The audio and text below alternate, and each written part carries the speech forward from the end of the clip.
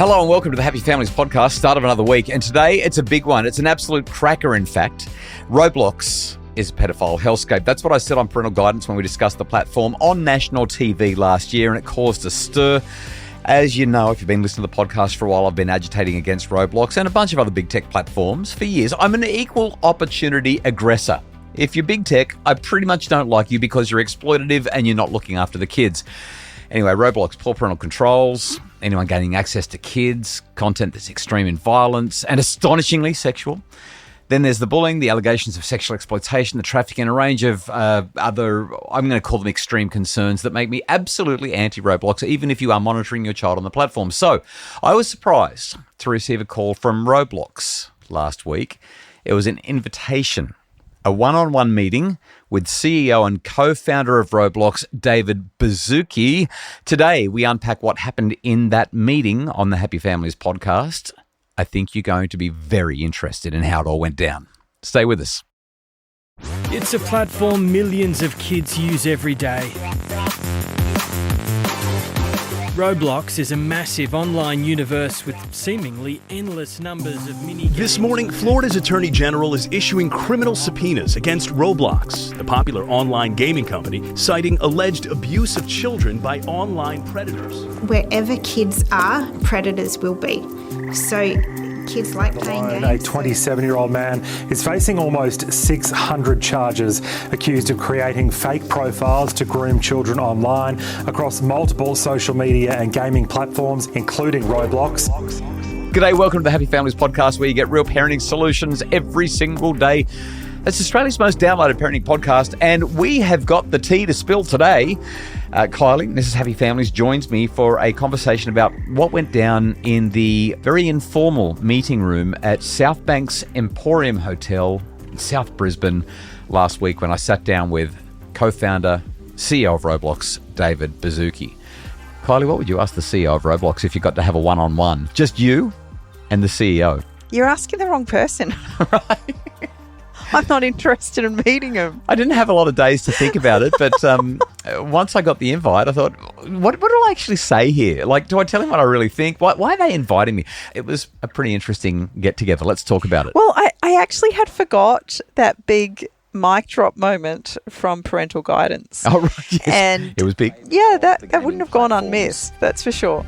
The most popular online gaming platform for young children is a pedophile hellscape. No way. What is that? This is a place where tens of millions of children are. And when there are that many children there will be people who have motivations for those children that are not consistent with what our motivations are as parents. Which means that if parents are willing to allow their children into that space, they have to be across what the game is. Yeah. And don't let them play in their bedrooms. So let's just set the stage here. There were some informal rules. I was told that I was allowed to make some basic notes and jot some stuff down, but no quotes allowed. I've skirted that rule a little bit just with a couple of words, but basically no quotes allowed. I wasn't allowed to tell anybody that he was in the country until he had left the country because they didn't want to be inundated with media interview requests and who knows what else might have happened. And I was told I had 30 minutes. So to put this into context, David Baszucki is a busy guy and he doesn't need to be talking to people like me. He's worth at least $5 billion. I don't know about you, but that's more than I'm worth. That's Really? $5 billion. And Let's put that into a percentage. my net worth is a percentage of his. I don't think that we've even got a number that small. And he was here to meet with some very high-powered people, including people in the political landscape. That's as much as I know. Getting time with him, though, and his chief of civility and his head technical safety guy, I need to say at the outset, it was a generous offer and it was a legitimately big deal. I watched you over the days leading up to this, and there was this kind of internal battle in yes, whether you really wanted to go and spend time with him, knowing full well that there were so many other things you could be doing with your time. Much more productive, yeah. But also recognizing this is kind of a once-in-a-lifetime opportunity to sit in front of somebody and actually have the platform to articulate to the powers that be the concerns of parents Yeah, around the well, you around say the once in a world. lifetime, but at the end of this podcast, we may find out that it really was. There may never be another invitation again. But you're right. There was a tension, and I'll tell you why the tension was there, because I actually don't want to meet David Baszucki. I'm not interested in meeting big tech founders. Not that I don't want to have my opinions of them shattered. I already know who they're going to be and what they're going to be like, right? I mean, if you are the CEO of a tech firm whose business model harms children at scale globally, I'm not really that interested in what your vision is for how the platform is going to change the world or give parents the secure knowledge that it really is safe.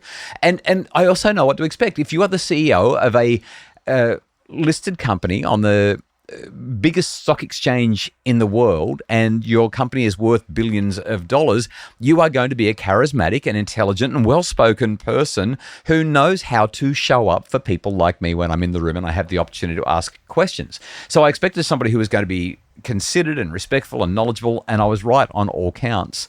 But obviously I had this tension there, as you've rightly pointed out. I'm really interested in the Chief of Civility's role. I know. Well, that's literally the role. I am the Chief of Civility. I'm here to make sure that people are civil on Roblox. I'd fire somebody who is a Chief of Civility if the uncivil, non-civil behaviour that happens on Roblox was happening under my watch. So they are in charge of civility on the platform? Right. I thought they were in charge of the civility of the conversations that were happening face to face. So good. You are the best. No. Civility for Roblox. She was there to massage the conversation when it got a bit too heated. Well, it did. But here's the thing. The other reason that I had some tension around the conversation was because I also knew that nothing that I said was going to meaningfully impact how Roblox operates. But they came to me. I didn't go to them. I didn't know that he was going to be in the country. They came to me and they said, we really want to hear what's happening on the ground. We want to know what parents are worried about, and we want to know what we can do to help. Literally, one of the people in the room asked me, what can we do to help parents and to educate parents? The critic in me wants to suggest that this was a bit of a PR stunt, and yet... Yeah. It wasn't, because it's not going anywhere, right? There's no publicity about this meeting. That's right. They're not going to be sharing anything their end. But they don't need to, because when you bring people like me into the room, it's like saying, hey, why don't we sit down and just have a drink? Let's have a chat about things. Because when you get to see how reasonable everybody is and you get to see them face to face, it does soften hearts. It does soften attitudes. He's a nice guy. He's not just a nice guy. He's a delightful guy. He's charming. He's likable. I will say he's defensive, because when I brought a couple of things up, and I didn't really, I could have been a lot more forthright, but I certainly didn't hold back. Tammy Bummick, who is the VP of Civility, that is the role, VP of Civility, she was, as you said, the one who smoothed things over. I've also got to highlight Matt Kaufman, the head of safety, reassuring, very reassuring and technical. I mean, I walked out and, well, I'll tell you my take-homes in a sec. Here's what I just have to say. I'm going to call him Dave, because that's what he told me to call him. Dave, not David, Dave Baszucki. Dave started off with a little bit of a lecture about where Roblox was, like I didn't know the platform. So I helped him to know that I did know it, and then we moved on. And then he said just one thing that I want to highlight. He said, I know the platform's not perfect and we're working on that, but we've got all these recent safety improvements. I jumped in and said they're not adequate, and I told him why. And then he said, and this is the only thing that I'm quoting from the whole conversation, he said that their safety focus is to, and I quote, design for the absentee parent. Roblox is being designed for the absentee parent. In other words, they're designing it in such a way that children can play it unsupervised, because they know that many parents are not supervising their children on the platform. So herein lies the actual problem. Yeah. It's not that a platform exists. It's that so many of our children are actually on the platform unsupervised. I'm going to argue against that. The platform is problematic. Of course it is. Yeah, of course it is. But it's not. It shouldn't be. It's not their role to parent my child. No, but it is their role if they're providing a product for children to make sure that it's safe for children. But it's not a product for children. Well, it absolutely is. I mean, they have 150 million daily users. But it is not a product that has been designed for children. No, it actually has. More than 40 million of those, sometimes as many as 60 to 70 million users per day, are under the age of 14. You're misunderstanding what I'm trying to say. I'm trying to say that this has not been designed with the best interests of children in mind. But it is a children's platform, and it has been designed as one. It's just that it's been hijacked. And because we talked about this last week, Section 230 of the United States law code, whatever it is, I'm not a lawyer, they are not responsible for what happens on the platform because the users are responsible for it. But of course, there are all sorts of challenges around that. But again, I just want to come back to this idea that if they're designing for an absentee parent, they're failing. They're failing dramatically. They're failing absolutely. And they wanted to talk about that failure, and they wanted to talk about how they can improve things. So after the break, I want to share with you what I said that changed the temperature in the room. Stay with us.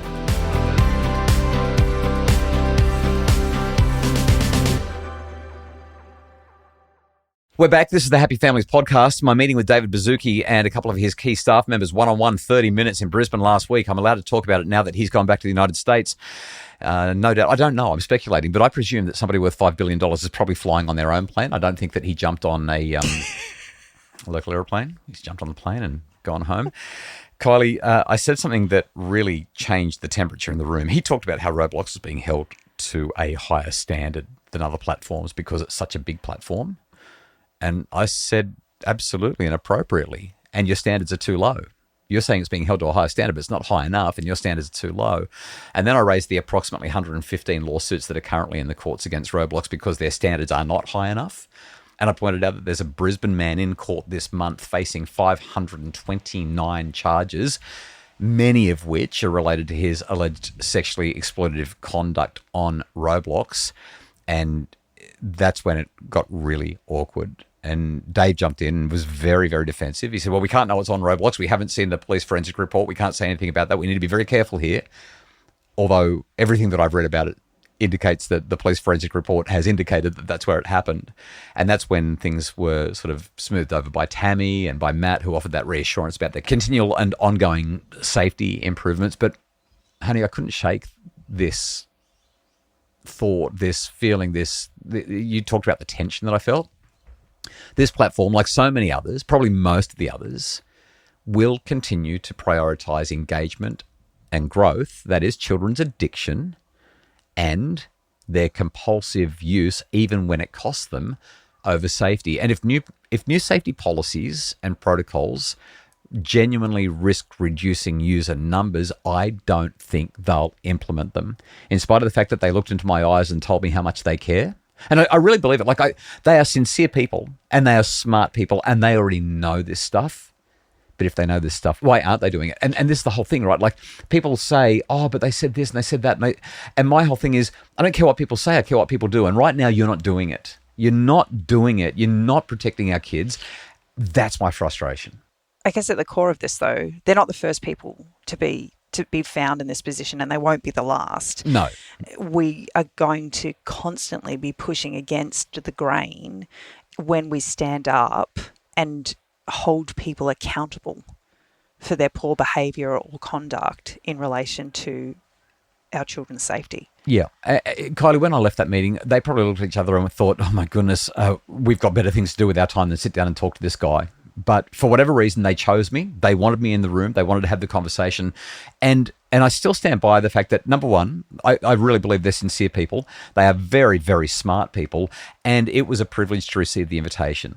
I mean, it was good for my ego. I felt very important, right? Like, how many people get to get an invitation like that with such limited time while he's here? So great for my ego. There's my big head. Scratch my ear in another suburb if you need to, because my head's gotten that big. But more than that, as you've said, saying yes was not about my ego. I said yes because parents deserve to know what these platforms are doing and what they're not doing to protect kids. I said yes because transparency matters. I said yes because I felt compelled to be there to say uncomfortable things directly to the people in charge, even if it doesn't change anything, at least in the short term. So that's kind of that's what happened. So this is a podcast where we actually promise solutions. We've done lots and lots of talking, and you've shared a lot about this experience.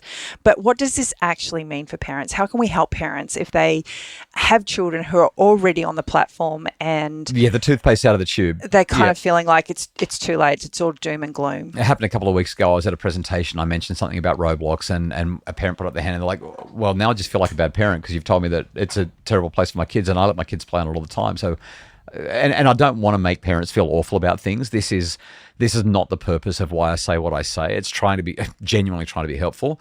My top 5 tips, and I can rattle them off really fast because I'm always going through this. Number 1, you've got to talk to your kids about what they're experiencing online. You need to know what they're doing, who they're talking to. Ask them if anything weird happened. Ask them if anyone's been mean to them or to their friends. Just ask them what they're witnessing and seeing. That's the first one. The second thing, parental controls are important. Don't rely on them, but because they are inadequate, but they are better than nothing. You've just got to make sure you jump in and check those settings regularly. So if your kids are on these platforms, just jump in and check the parental controls. The third thing I'd say is use the platform with your kids, play with your children. It won't take you very long to learn. They're pretty simple platforms to use. And once you see what the kids are doing, you're going to have much more constructive conversations. You might even enjoy it and see the benefits that can come from it, and you can keep your kids safer. Limits and boundaries. So no phones and screens in bedrooms and bathrooms or during family time or at the table. And lastly, trust your instincts. Like, as a parent, if something feels off about your child or about the platform, then there's a good chance it is. And I say this to parents consistently at my parent nights when I'm giving talks around the country. You don't need my permission to say no. You can say no without checking in with the parenting expert first. It's acceptable, it's allowable, you can say no, but remember that how you say it is just as important as that you say it. I think the struggle that I have as a parent is backing myself up. Yeah. You know, you have these impressions, you have these feelings, and you kind of think, but I'm going so counter to what everybody else is doing. Yeah. And it's really nice and reassuring to have somebody else go, yeah, but. Yeah. So that was my meeting with the CEO of Roblox, David Baszucki, and a couple of his key staff. On my website, on happyfamilies.com.au, and also on Facebook, I've shared 11 priorities that I think Roblox should have to keep kids safe. I got through a few of those items in the meeting, but 11 was too many. We only had 30 minutes, and there was a lot of other stuff that came up as well. But if Roblox or any other platforms actually do want to work with me constructively rather than having a 30-minute one-on-one, which has that sense of, can we just be buddies and can we be nice to each other and understand each other a bit better? I'm really interested in showing up for meetings that are constructive and productive, and I would love to be invited again, but I'm not holding my breath. If you'd like to see more information about what happened in that meeting, check out happyfamilies.com.au or go to the Facebook page, Dr. Justin Coulson's Happy Families. The Happy Families podcast is produced by Justin Rulon from Bridge Media. Mim Hammonds provides our additional admin and other support. Tomorrow on the pod, we get stuck into a conversation about dishonest kids. We're going to talk about homework this week, adolescence, personality changes, so much more to come. All this week on the Happy Families podcast. If you're enjoying the pod, please like it, share it, rate it, review it, and help others to find out about it so that they can make their families happier as well.